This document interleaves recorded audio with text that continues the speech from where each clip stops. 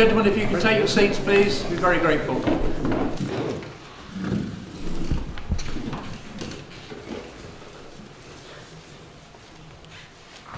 It is my privilege once again to open our AGM proceedings. And once again I notice that it's being video recorded and probably put on YouTube. A couple of folk who watched last year made the preposterous suggestion that I appear at some stages of the proceedings to have fallen asleep. I must protest. Due to advancing years, I've taken to closing my eyes when I'm thinking.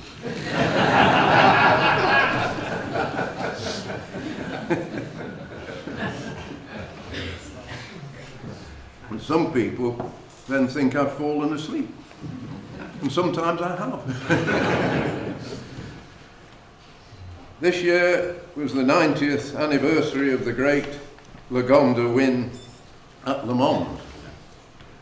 And this epic achievement, which was no doubt ensured the continuation of the mark for several decades to come, we as a club love celebrating this 1935 success. If any of you have not read Arnold Davies' History of Our Mark, and specifically the chapter on Le Mans in 1935, I would strongly recommend it. It's a very good read, very exciting. It really was a David and Goliath adventure. A tiny setup run by Arthur Fox obtained a couple of chassis from the company, which was on the verge of bankruptcy, and he carried out a few mods to the Meadows engines and put on a sort of homemade wooden body. And this setup challenged the might of Alfa Romeo and succeeded in beating them, even though they had fielded a well-rehearsed team of racing cars, which I think they'd won for the previous 3 years or something. Anyway, we love celebrating these anniversaries, and Tim Wadsworth, if you remember, masterminded our 75th anniversary, and in 2010 we had the great Lagonda race at Stratford Park, and this year Catherine has done us proud at Le Mans itself. As you may know, this was the trophy which they awarded to Arthur Fox. In those days, the trophy went to the entrant rather than the driver. The driver was just a jockey on a horse, you know.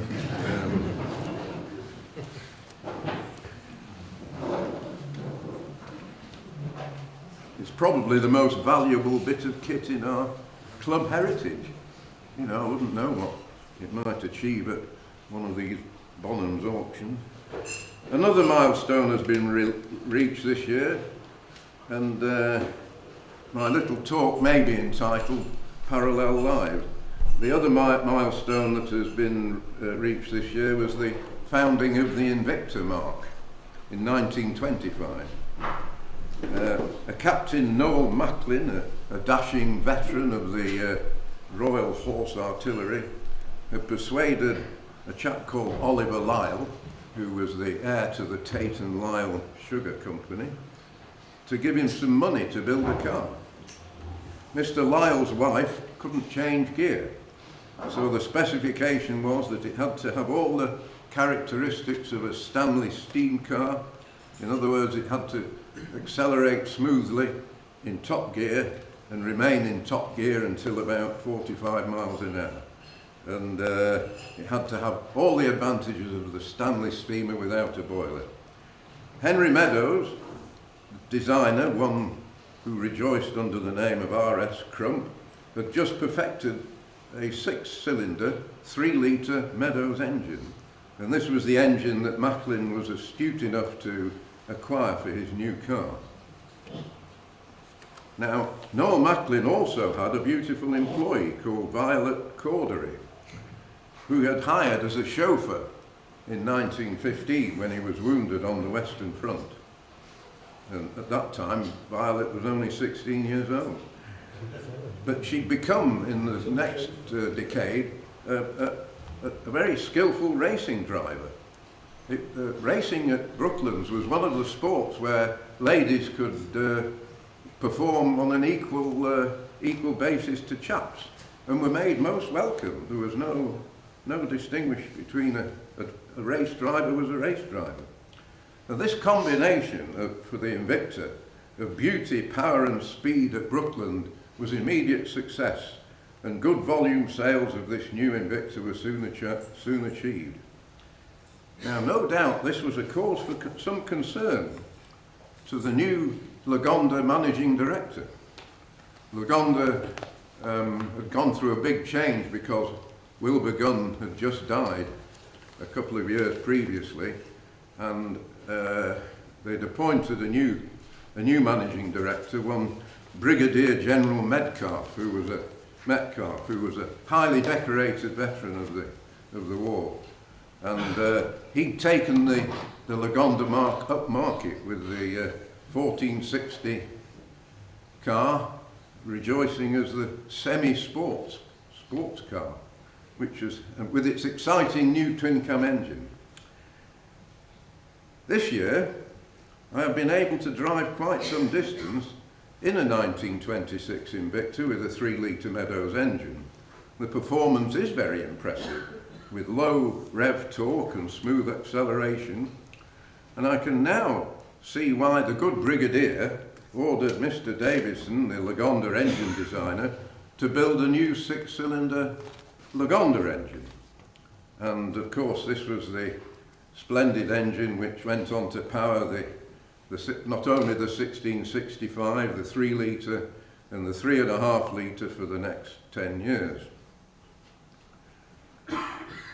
As the story goes, despite their amazing design and performance, not enough Invicta cars were sold, and the company went bump in 1933. The good Brigadier, who'd been frustrated by the lack of power of the Lagonda 3-litre engine, quickly snapped up the Meadows 4.5-litre production, and therefore you could say that Invicta died that Lagonda might live. The parallel universe story does not end there. Macklin's ace driver, the glamorous Violet Corduroy, decided she wanted to get married, so she enticed a dashing young racing driver, about 8 years junior to her, called John Hindmarsh, and they were married. And of course John Hindmarsh went on to win the Le Mans 1935 race, which was quite an achievement. He was only 28, but he looks a lot older in the picture. They had 2 daughters, John Hindmarsh and Violet Cordery, and one of the daughters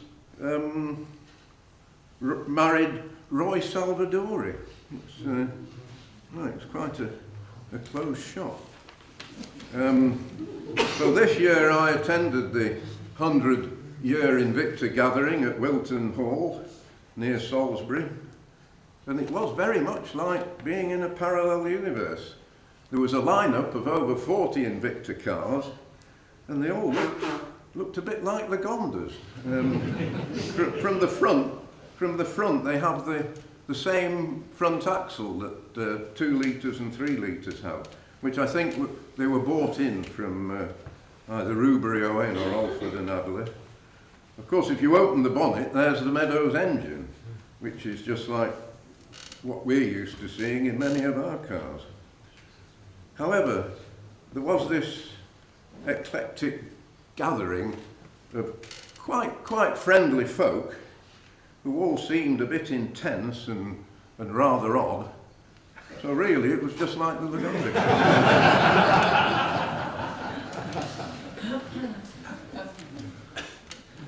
I've been fortunate enough to have yet another revelation last month, because this year Alan and I went to the Continental Rally in near Vienna, by an aeroplane. This was the 22nd Continental Rally, and Alan and I have been to about 18 of them. This year it was superbly organised by Katharina Chalupa. She'd done an amazing job. And my dear friend Winfred Callinger lent us his T2-bodied 3-litre. This is a unique Lagonda 3-litre. It has this good solid engine, of course, expertly breathed on by Ernst Chalupa, the late lamented Ernst Chalupa, who was very skillful in squeezing a lot more power out of the 3-litre engine. It's an absolute flying machine, and you know, I've often seen it whizzing past me in my M45 Tourer, and I've never been able to keep up with it. So I had the joy of driving it all over the hills and mountains and vineyards of Austria this year. If only Ernst had been General Metcalfe's designer, Lagonda would probably have never needed a Meadows engine. Thank you very much.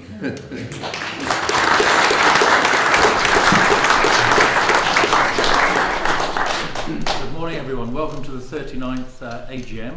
We've got a change of venue, Stratford Park, which was enjoyed by everyone yesterday. And thanks to Peter Gilks for organising the brewery tour, which went down very well.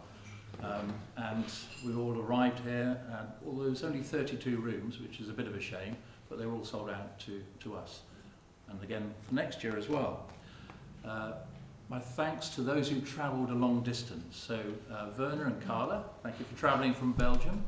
And those who, we've got Peter and Katie from Scotland, open. And even people from sort of as far away as Cornwall have been travelling up here. So welcome to everyone.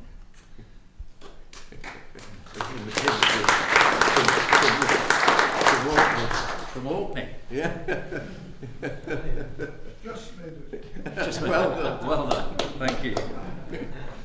And thanks to Rachel for organising the cars. It's a little bit tricky here with sort of the two areas, but it means that we can wander around and see everything in slow time, really. Got a few apologies for absence. Got Walter and Rosie Thompson, Alan Hurd, Jonathan Oppenheimer, who had an unfortunate accident in France. He's fine, he's getting better, but he couldn't make it. Catherine Bonington, who's away on holiday in Greece, and Kevin Lloyd Bisley, who was unable to make it due to family issues. So that's the introduction, if you like. I think we'll move into the approval of accounts. If which Brian? I'm here. Brian, I hand over to you for the account. I'll do my best. Good morning. Yes, still just about good morning. It's quite a long time since we did the accounts back in March, but I hope you've all had a chance to look at them. And the report that I attached to them, they are available on the website if you haven't. And for anybody who hasn't or can't remember what the figures were, I'll just run through them very briefly. The total surplus for the year was just under £15,000, a small improvement on the year before, which was about £14,000. And just a quick comment on that, the surplus mainly came from Spurs trading. That was about £12,000. And the rest of it is the other club activities which are all grouped together under administration. One point to bear in mind is that during the year, over time, the way we do things changes, and we had a review of the activities at Johnson's Farm, and we changed the allocation of those costs to more accurately reflect the work that's done, which meant that we moved about £4,500 from the Spurs to administration. So Spurs profit went up, administration surplus went down. Anyway, it's good to make a profit, but the profit is based on the cost of the parts that we sell, and they have to be replaced at current prices, of course. Also have to fund new stock before we can sell anything, so we do need to make that profit in order to keep the business running. We also still receive subscriptions mostly in the period of March and April, so we have a large cash income during those 2 months, and we use that to fund the expenditure during the rest of the year. As a result, we finished the year with about £92,000 in the bank. Again, that was an increase of about £8,000 or nearly £9,000 compared to the previous year. And for this year, we had quite a good start. We've made a surplus of about £7,000 in the first quarter. But I'm afraid in July and August, and so far in September, that's slowed down quite a lot. And I think we'd probably be just about break even for the first 6 months. That's not unusual because it only takes a couple of big orders, a couple of restorations to make a profit, and then we come down. So nothing to be worried about. As of today, in fact, we've got £128,000 in the bank, and most of that is on deposit, so we get a bit of interest on it. But the increase is largely due to the prepaid orders for the V12 water pumps. So we've collected cash for that. They have to be purchased and paid for.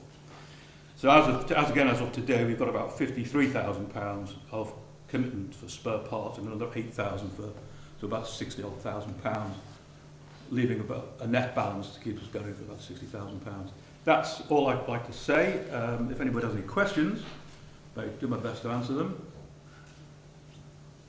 Nobody? That's very nice. Well, Brian's relieved. What a relief. In which case, I propose that we accept the accounts. Yes, could we have a proposer, please, for the accounts? Thank you. And seconder? Okay. Can you give me the names first, please? Mark Yeomans. And just remind me. Tim Hughes. Yeah. Tim Hughes. Thank you. Thank you. Okay, and we move on to the money checker. Yeah, that's what I was just going to say that. Yeah, we also need to do a money check, which I recommend we do continue. We use money to check the accounts each year, and make sure it's complying with the law, and to file the accounts as necessary with the government. So to carry on with Manny Chaco, can we have a proposer, please? Thank you. Simon Constable. And seconder? Anywhere? David Rowe. Sorry. Can you give me those again, please? Simon Constable and David Rowe. We move on to the election and re-election of board members now. So we have Paul Yallop. Do you mind just standing up?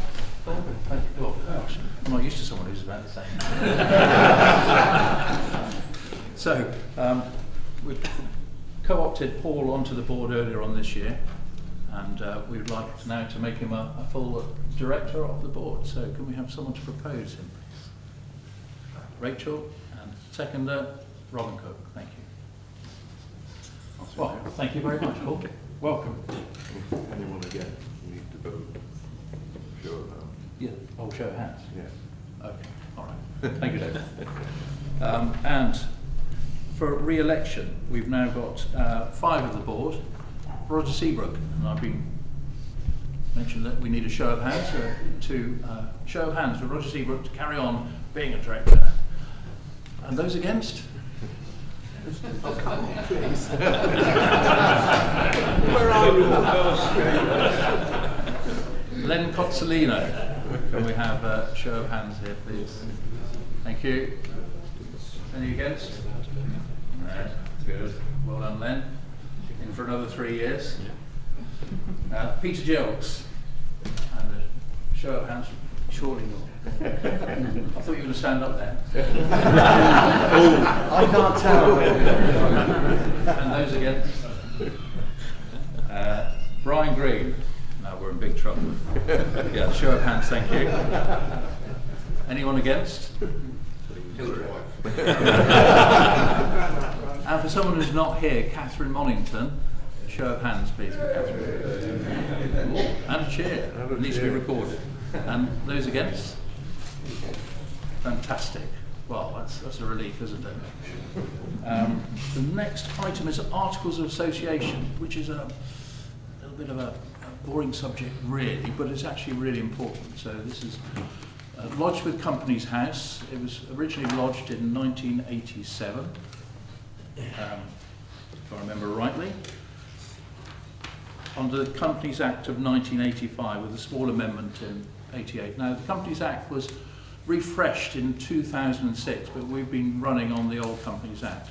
And I don't know whether you had a chance to look at it. We did put it online. I'm hoping some people have had a look.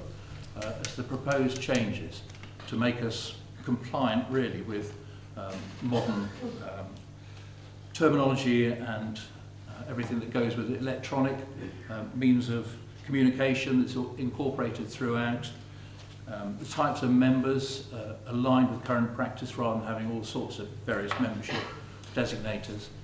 And also importantly, the maximum number of directors, we've made a minimum of 6 rather than having a maximum number. So the maximum number is indeterminate, but what it allows is for those who are interested in helping with running the club, that they don't feel that they have to be a director to help in running the club. And we do have officers on the board, not very far away from me, who are officers rather than directors of the club.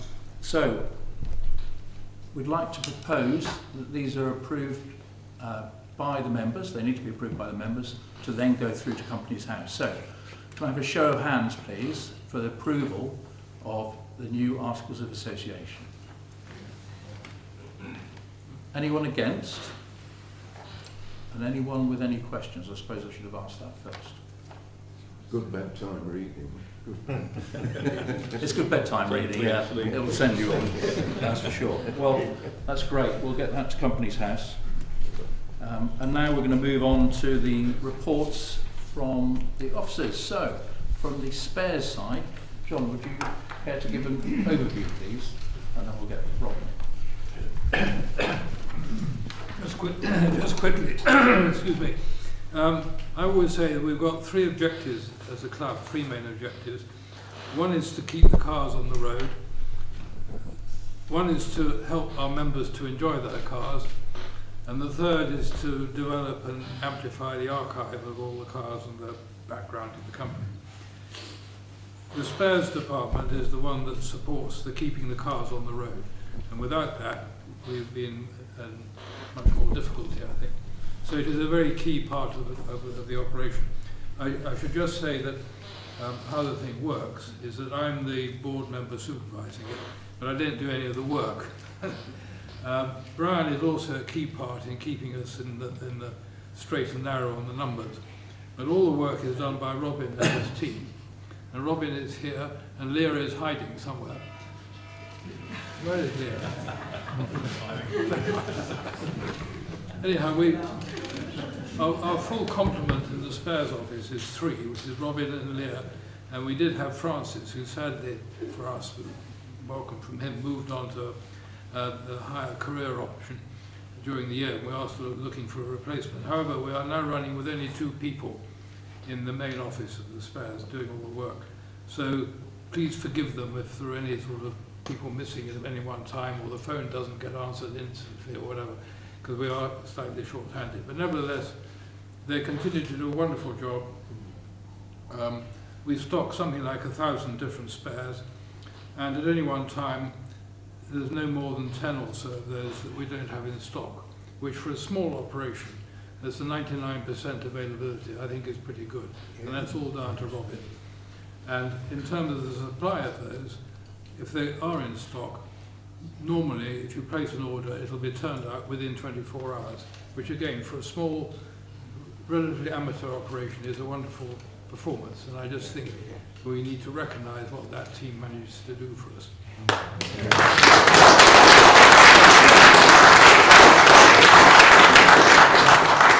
And having said that, I'll ask Robin to say a few words about the highlights of the year that's just finished.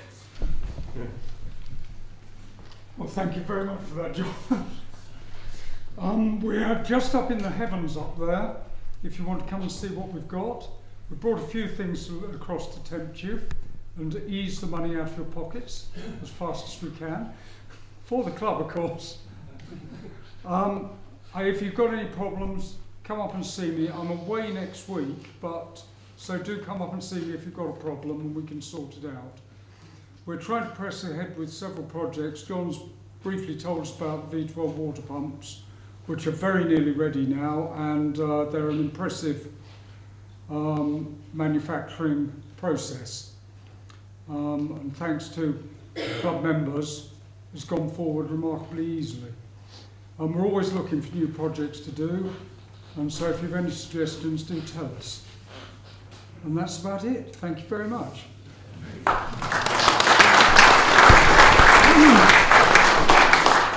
Any questions? Yes, for I was going to say, any questions for Robin?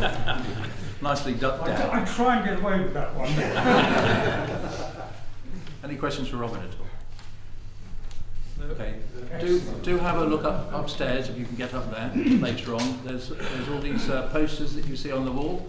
They're not normally here at the Stratford Park, but they are available for sale up there alongside some clothing. Not very much left because most of it's gone to Lagonda Club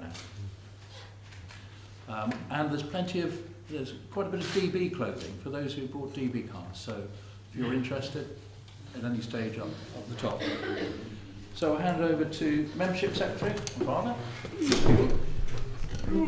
Right. Membership today is 719. Last year it was 731, but I don't think we should worry too much about little fluctuations like this. We often find that people suddenly realise that they have forgotten to renew their membership when they want some spares, and that happened from British Columbia only yesterday afternoon. I've been reflecting on the collection of subscription. Sorry to bore you, ladies and gents, over the years. Before the website, it was very labour intensive, very paper intensive. There was one morning when I counted 60 envelopes in the post on one morning alone, all with cheques and credit card things. Since the website arrived, that's diminished dramatically. This year we had only 6 cheques. Last year it was 12 and the year before 42, so it's moving in the right direction. I occasionally get phone calls from members saying, can I pay a cheque? Can I send you a cheque? And I say, well, please do it on the website. And quite often the reply comes, well, I'm quite elderly and I find these things very difficult. So you can guess what happens. I say, how old are you? And back comes the reply, I'm 75. I then tell them my age, Mary's age, and there's a squeak from the other end of the line. And then I take their credit card details. All I can say is, compared with what it was before the website, thank goodness we've got a website. Thank you.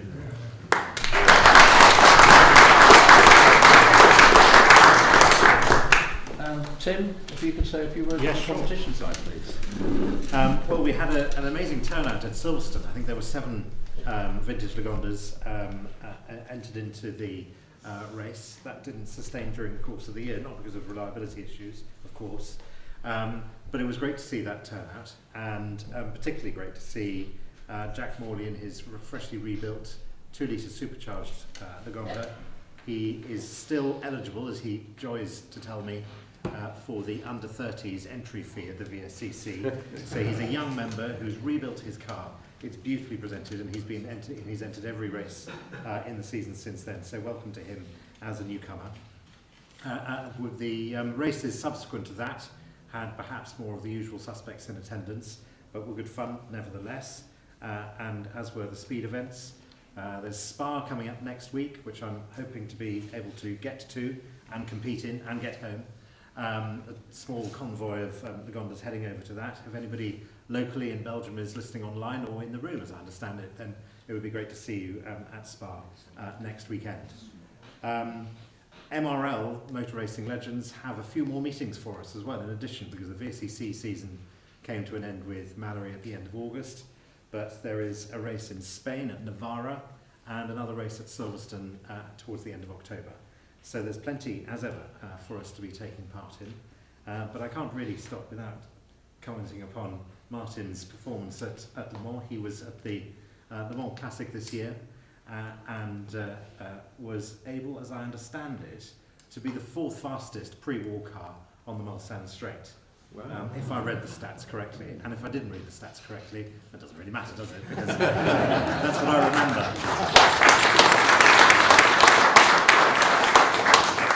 And of course, he, just like, as David was saying, in 1935, he was racing in that competition against Alfa 8Cs and Bugattis and other cars of very high performance. So the achievement is just the same as it was 90 years ago.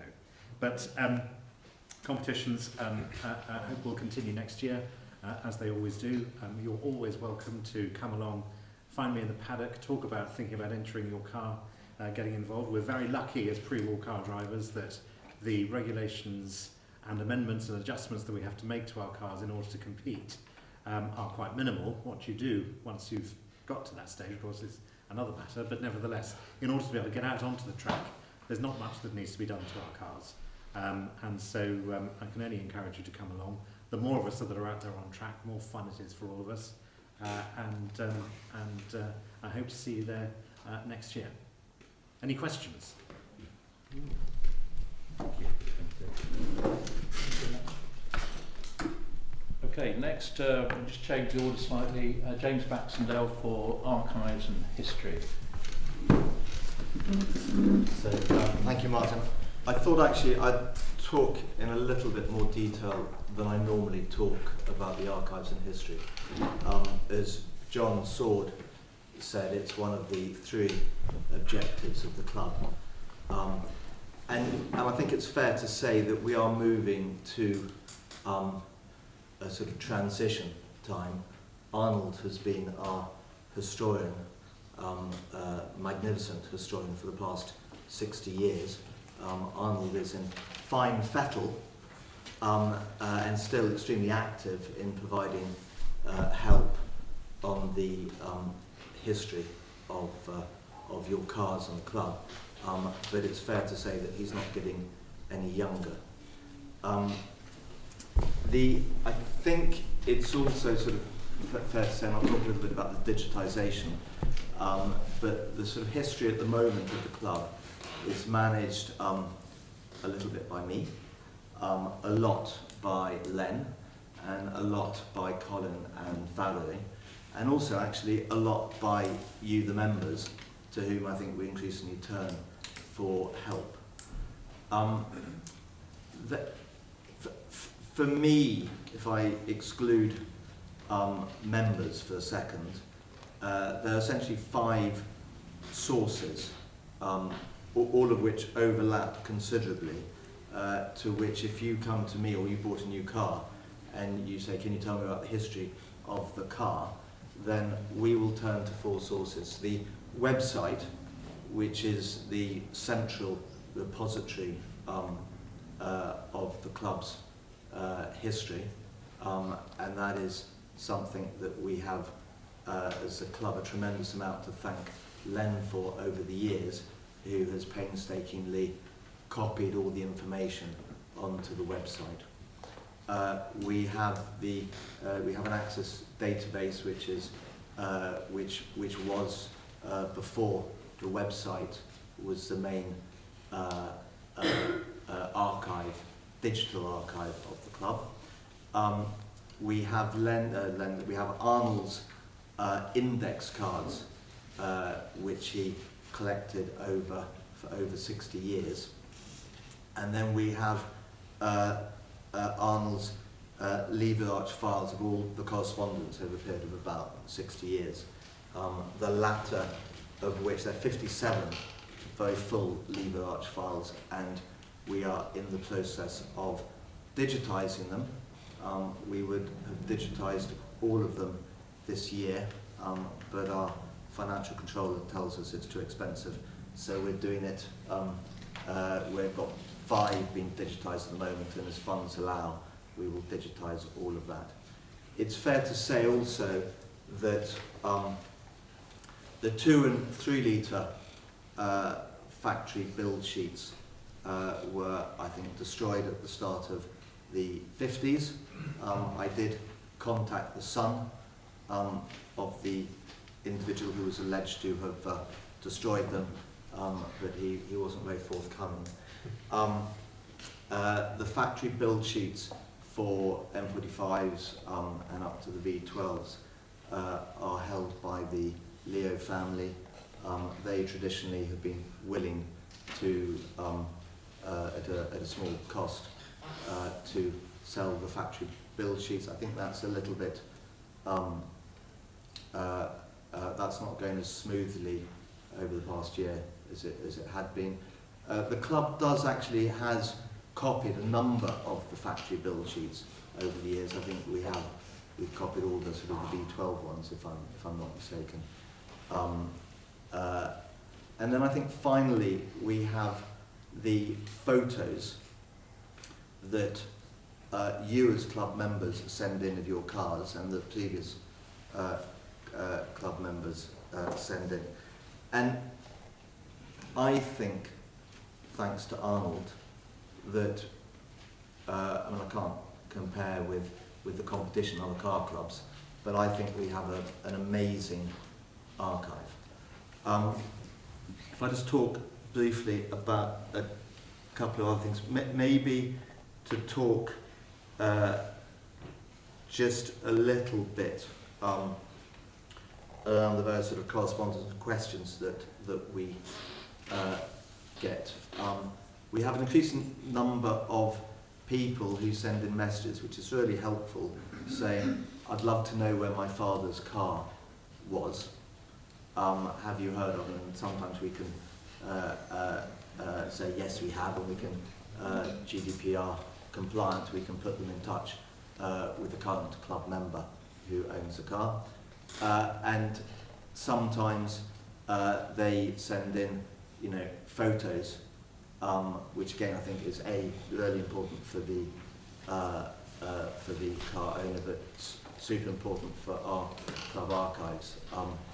Between breakfast and coming to the AGM, I was uploading 7 or 8 photos from the early 50s of a club member's car. I'd prefer you not all at one time, but you're welcome to, if you haven't found out about the history of your car, to contact me. Alan Harrison here discovered last night, despite having owned his car for 16 years, that actually his car had been in Malaya for a number of years, had won various concours d'elegance and had participated in various various competitions out in Malaya before it went to Australia. We can't answer that there are limits to the club archives. If I can give you just a small anecdote, we have a club member in India, an amazing man who's doing a superb job, an amazing job at trying to restore his 3-litre so that it can get 100 points in the concours d'elegance. Some of the questions that he asks, quite frankly, the club archives cannot answer, and then that in turn depends on you. Many thanks to Tim Miller, who's doing a magnificent job at trying to answer questions, but it depends on you, the members, who have collective knowledge, and most of you, I think, don't qualify for junior VSCC membership. So you've acquired a lot of knowledge, and it's super important that you find a means of passing that knowledge on if the club is to extend its archives. I'm going to stop there. Before we move, so we're going to talk about digitisation of the magazines, which certainly has transformed my life in being able to find out information, as opposed to having to manually go through all the magazines each time. But are there any questions on the archives or the history? Colin. I'd just like to remind everybody of thank you very much for the speech. I'd like to remind everybody of the tireless efforts that Valerie, who is here, has made in terms of orchestrating the acquisition of information over a very long period of time. And I think she needs a round of applause. I think so too.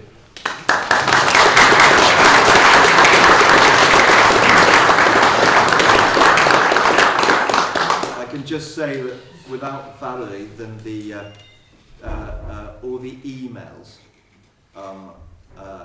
for example, that you send in or that people send in about particular cars get added to the archives to ensure that we have all the correspondence, so that despite the digital age, all relevant emails get passed in. Can I just make one comment, and then I will sit down? I am sometimes asked why we don't sort of make all the information about all the cars available to everyone? And the answer to that is quite simple. One, you own the car, and therefore the information about your car and the history of your car belongs to you for as long as you own the car. And whilst 99% of information about the cars is not controversial, there have been occasions when it has led to controversy as to the originality of the car. So we will always pass you information about your car and all of it, but we won't publish online all the information about all the cars. Thank you, James. Thanks for all your work in the historian side. Len, over to you for magazine searches. Do you want to mention about, is Rupert online at the moment? That one is. Is it working? Well, it should be. So Rupert DeSalis, who is in the USA, is a club member, and he was out of work for a short while, and he did this intensive AI course. And so, with his AI knowledge, he's put together the searching of technical articles for us. And so we've now got our own chatbot, which is named Wilbur. Rang a bell somewhere. And now Len's going to show us how to search the magazines and, if possible, do an online AI search as well.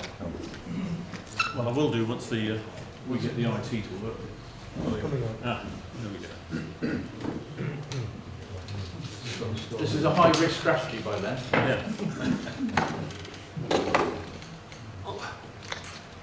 Well, hello everyone.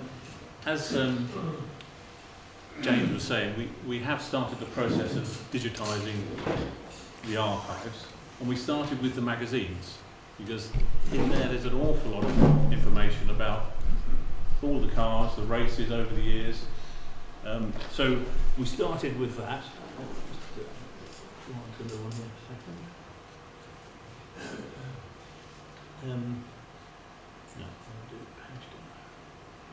There we go. So we have digitised all of the magazines now. So from edition 1, as you can see there, 1951. So we have every single magazine for the last 75 years, almost 75 years, on the website. All there for you to see and read as you like. But what we recognised was that there's an awful lot of information in those magazines, and you'll never find what you're looking for. So we thought we'd go to the build some search functions for you, so you can actually go and search for things that you want.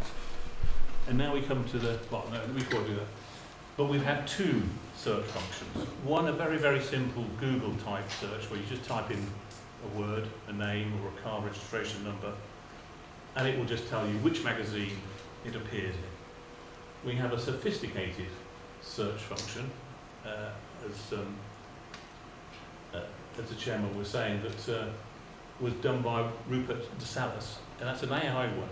And that's looking purely at the technical articles that are in the last 75 years of the magazine. And that one is a lot more sophisticated. You can type in questions like, how do you fix a 2-litre clutch? And not only will it tell you which magazine to go look at, it'll actually say how to do it. And a nice little phrase. So we've got the two different routes that you can take. Now we can see if we can get this to work live.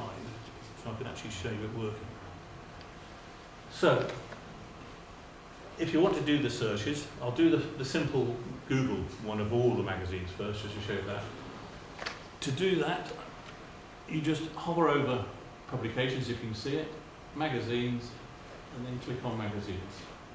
And when it loads, there we go. And so if you see here, search here, if you can read it. And there you type whatever you're looking for. So what would you like to search? 3-litre saloons. So 3-litre saloons. And there it comes up. There are the magazines the 3 litre saloon comes up, and there'll be more. You can just scroll down. That's really very good. And you can see, so let's just pick one. There we go. We'll pick that one. It loads. There it goes, it's loading. So that's the actual magazine that's in.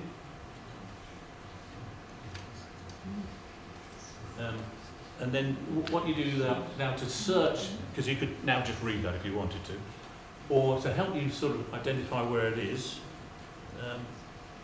Control F. Oh, Control F would help.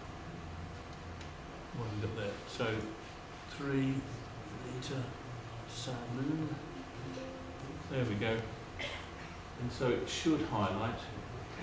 Oh, no phrase found. That's jumbled, isn't it? We'll have to go to a different magazine. That one hasn't worked. Because you've got it's highlighting 3 litre and also it's Well, let's just try another magazine. Oh, it's going litre. Here we go. We'll try this magazine.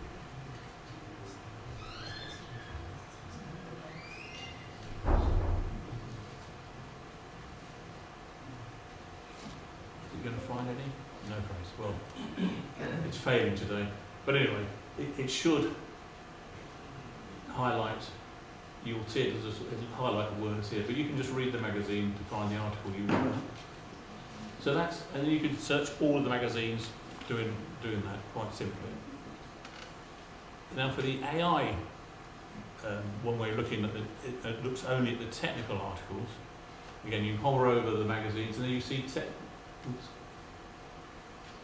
technical article search. Click on that, and that brings you into the part that Rupert DeSalis wrote for us, and you just then simply click on the launch the application, and up comes another screen.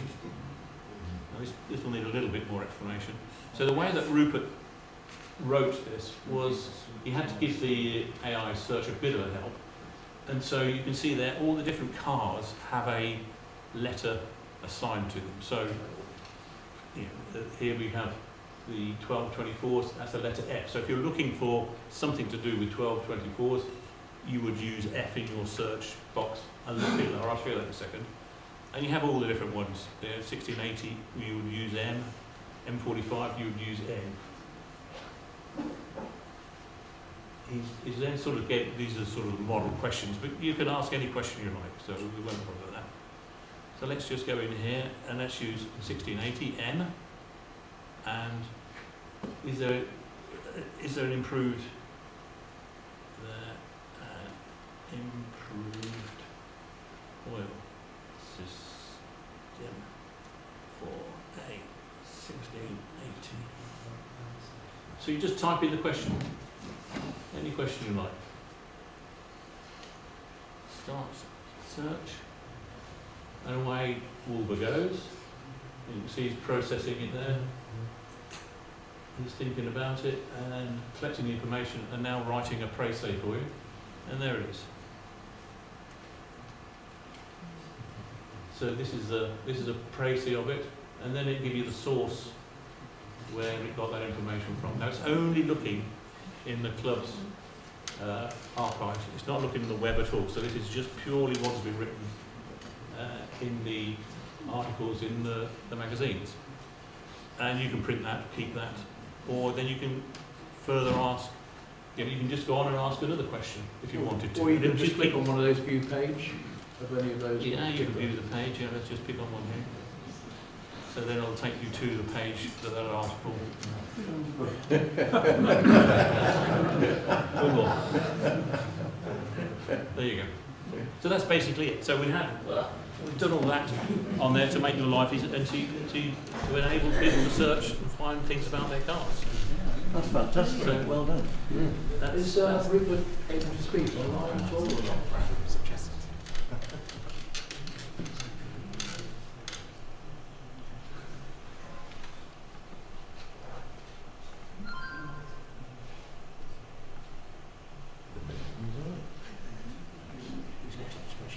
Hello. Rupert, it's Martin Bugler. Hi there. I've been trying to get you guys to unmute me. All right. So, Yeah, go ahead, please. Okay, well, first of all, thank you on behalf of the club for all of the work you've done on AI for these technical articles. Is there anything you want to say to the members here? That was a great demo, thank you. I love your venue. I think having a bar at the back is completely in character with the way the club is handled. Yeah, thank you. It was most enjoyable doing that. It does, as you correctly say, just have the technical articles, so you can't look up and see competition results or anything like that. But you have a bunch of other digital stuff that you're collecting, and maybe in the future we could extend it further. I don't know. You know, there may be more that can be done. But right now, yeah, it seems to work, and you can ask those questions. And I encourage everyone, please try it, and you'll be surprised what you can ask, and you'd be surprised how much you get back. So I don't think there's any other car club I've ever heard of that's got anything like this. So if some of you own other cars, it might be interesting to ask around, but I think we're the first one with it, so by all means tell everybody about it. Well, thank you on behalf of the club, Rupert, for all the work you've done. Please can we have a round of applause?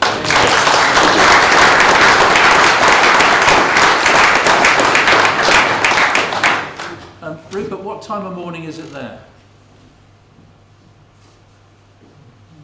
Are you still there? He's gone. No, he's there. He's there? I'm still here. That's what you mean. If you guys clap, then it goes on mute for a while, and it takes a while to come back. Okay. All right. We will remember not to clap next time. What time of day is it over there, Rupert? Oh, it's 5 to 7 now, getting on in the morning. But I always get up early anyway, so that's no problem. Well, thank you ever so much for joining us on Zoom, and thank you to everyone else who sat there. Thank you. Okay, fantastic. Are there any questions for Len or for Rupert? It's just a question of a health warning for people searching technical articles generated by AI. Because we do know that there's some questionable advice in some of our articles dating back in the 50s. Particularly thinking of the articles on redesigning the geometry of the 2-litre braking system that I've read in years gone by. Things that really you wouldn't recommend today. So if it suddenly comes up as being part of how to rebuild your braking system, you could have some unreliable information. So I'm just giving. I think that's absolutely valid. You know, those are the articles were there at the time. They may not be. Yes, I think that's what people thought at that time. Well, I do think if you know of articles like that that are patently technically wrong, then we'll just delete them from the search because we don't want that. I'm thinking more that AI merges data. That's one of the issues. Yes, but if you know of an article that really shouldn't be there because it's wrong, then we can take that article away from the AI so it doesn't look at that. Well, if you can search for it, Can I comment on that one? Yes, please do. A great point, and one of the things I've tried to make clear in there, and maybe we should make it clearer, is that the main thing the tool is doing is it's directing you to the article. So it's, you know, if you see a sort of a synopsis at the top that says here's what we found, then it should be hopefully leading you to go read the article yourself rather than basing it on the conclusion in the synopsis.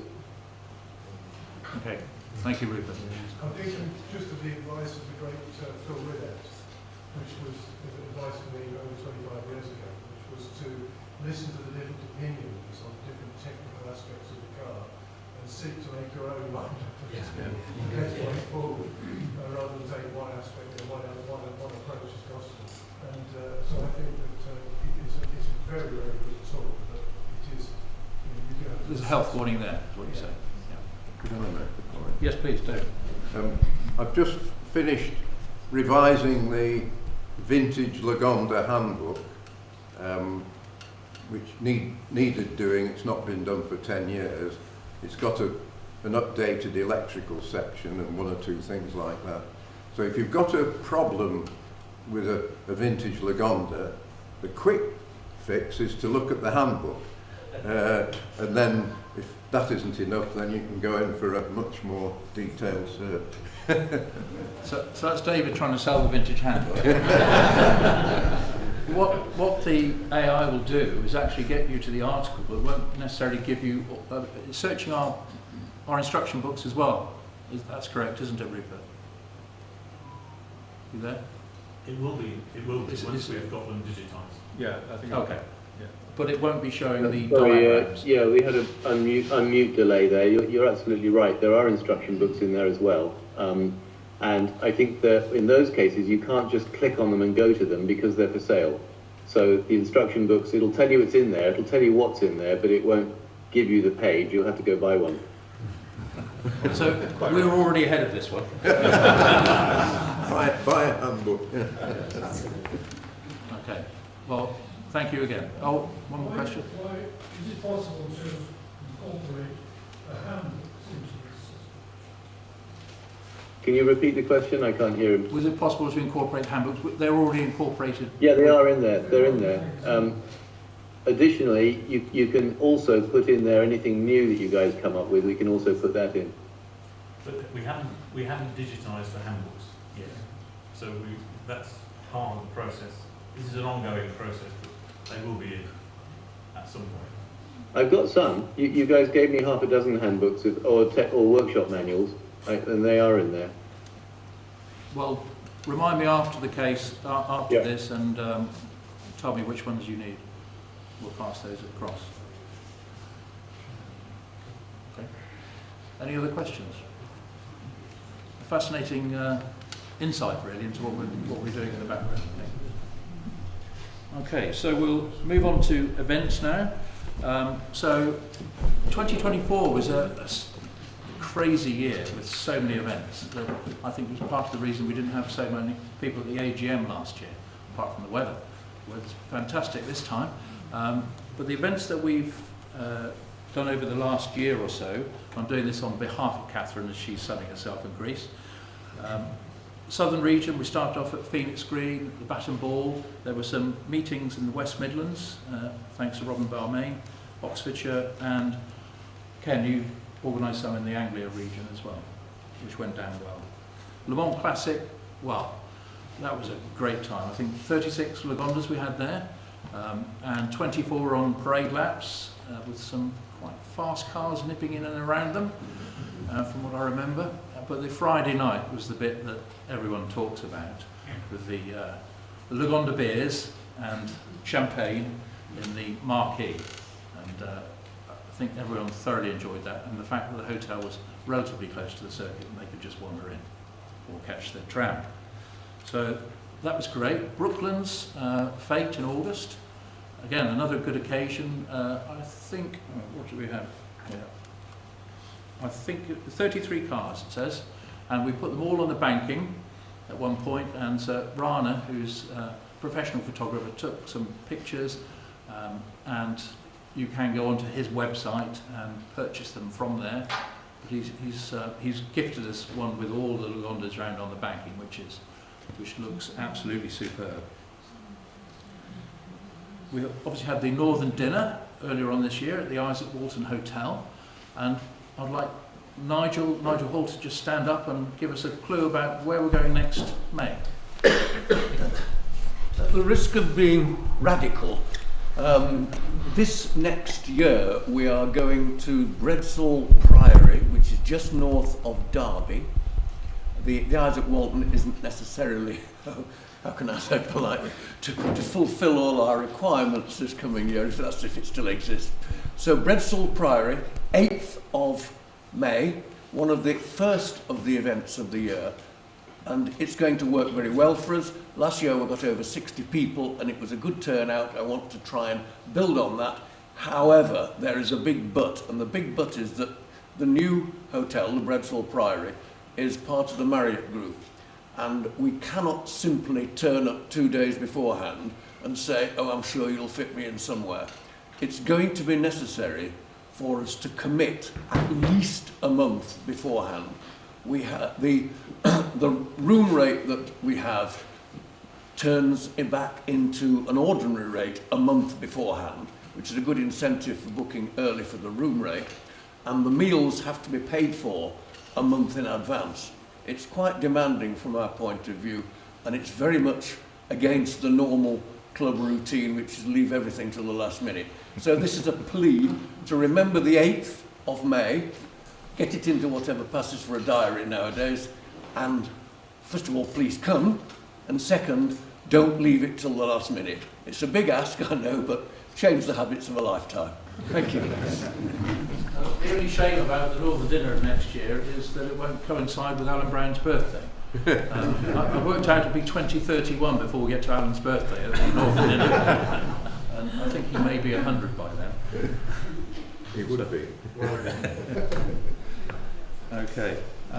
Are there, oh yeah, for next year, so far we've got a Loire Valley tour at the end of June, which is pretty oversubscribed. So Catherine will be doing ballots on that in the coming week or so. So we're probably going to have a reserve list there, I would have thought.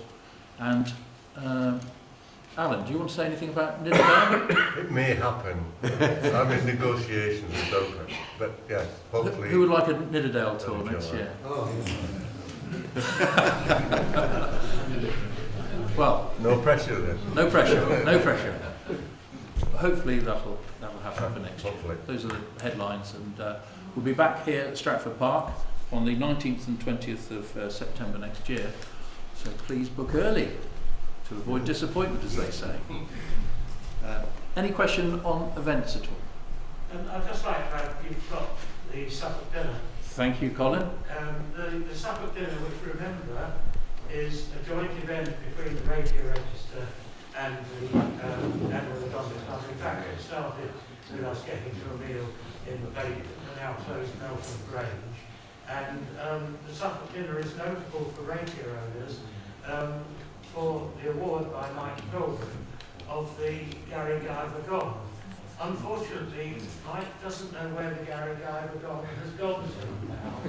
And if you want to know what that is, ask a Radio Register member who will tell you in great detail what it is. The plan for next year is to continue, but there have been some representations that the present place, which is now in new hands, is a bit golfy, and so we're now looking out to find somewhere, preferably in East Suffolk, which will suit everybody's needs. And I'm talking to Paul here about the possibility of Paul organising a rally which would precede the event. And then, of course, the high spot of the Suffolk Dinner is the coffee morning, organised by Robin and Leah at the Spares operation, which has been proved to be a great success, followed by, in the village I live in, the Classics on the Green, which is an enormous village green full of vintage cars, where we've had a very good turnout for the Lagondas. So just watch this space, and the story will unfold in due course. Thank you, Colin. And what date is it for your diary? The current plan, if we keep it synchronised, the Classics on the Green, is that it'll be midweek in early July, and I think it might be something like the 7th of July is the Thursday, but it'll be round about that, and you'll all be told it'll be on a Wednesday night before the Classics on the Green. So just watch the publicity. Thank you, Colin. Any further questions on events at all? Okay, we're moving towards trophies now, and Martin Sumner, who's our trophies officer, came up to me last night and just said after 10 plus years he would like to hand it over to someone.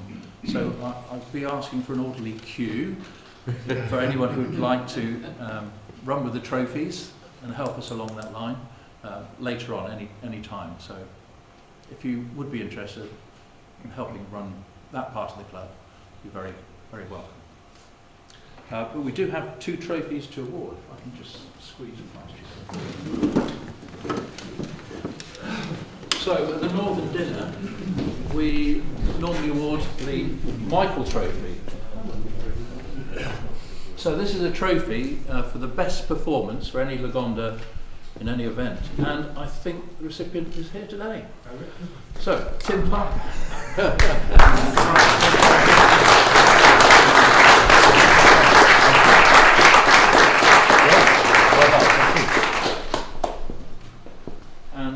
the Vokes Trophy, and this is going to be awarded to Greg Houghton. Greg, would you like to come up? For travelling all the way from Cornwall to the last couple of days. Brought his beautiful 3 litre.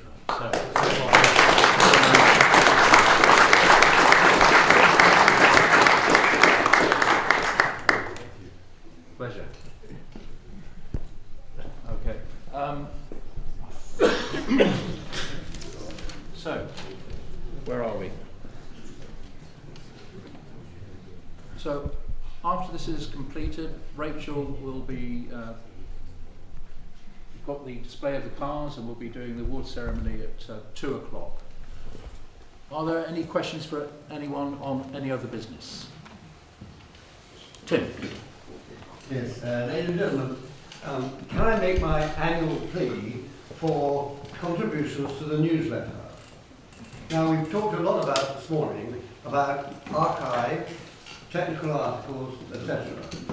But the newsletter, when you write your letters, is a way of giving your personal experience with the Lagondas. And we don't need to do any digitisation, it's all there. It goes straight into the digital archive. So, please, make an orderly queue, don't fight over it. I need 10 volunteers, 2026, to give me their personal stories of their life with the Lagondas, and to be then recorded posterity. So thank you everybody who's given me the ones for this year. We had some lovely letters, very interesting, very amusing. Some people got so inspired that they had to live it over 2 months rather than just 1. Great, that helps a lot. So once you get pen to paper, recalling your experiences as to how you got the Lagonda, what you've done with it, what you hope to do with it, let me have it. And we'll bring it into the newsletter and let everybody share it. Thank you. Yeah, good. Thank you, Tim. Well, that concludes the AGM. Oh, sorry, we have got Jeremy. May I just, one item of other business. You may remember that I wrote an article that was in the magazine about 4 years ago about someone who had been an apprentice at Lagonda just before the war. He went on he joined the Navy later in the war, served in the Arctic convoys, and actually wore 3 Russian medals. He owed all of his life and his success thereafter to his apprenticeship at Lagonda. He ended up as chief assessor for major claims, I think it was the Norwich Union. Sadly, just short of 100, he died just before the last AGM. But he was a wonderful person, and it was just wonderful to know somebody who owed all of his life to Lagonda. Thank you very much. Thank you.